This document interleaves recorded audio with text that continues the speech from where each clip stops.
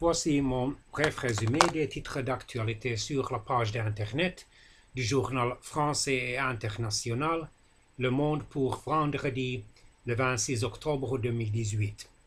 Comme toujours, je vous déclare que je ne veux violer aucun droit d'auteur. Le vrai du faux sur la pollution des voitures au diesel. Achat d'avions F trait d'union 35 américain par la Belgique, un camouflet pour la défense européenne. États-Unis, un suspect arrêté dans l'enquête sur les colis piégés adressés à des figures anti-Trump. Un suspect a été arrêté à Miami, en Floride, après les découvertes d'engins explosifs envoyés à des personnalités proches des démocrates ou jugés hostiles au président des États-Unis Donald Trump. Hebdomada horribili pour les clubs français en Coupe d'Europe. Aucune victoire en 6 matchs européens. 3 nuls en Ligue des Champions et 3 défaites en Ligue Europa. Le football français passera-t-il l'hiver?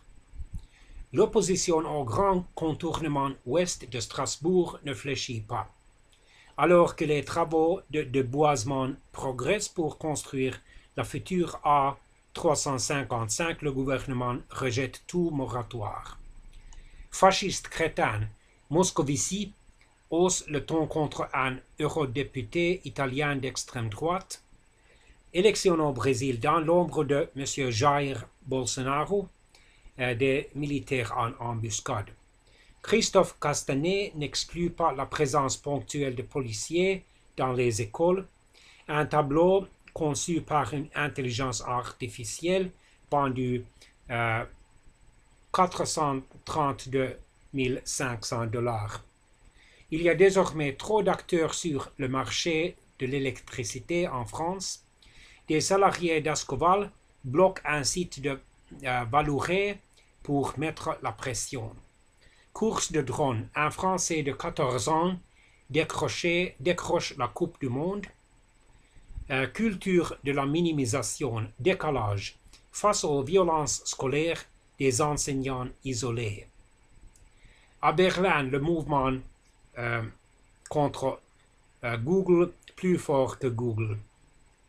Au Mexique, l'aéroport de la discorde.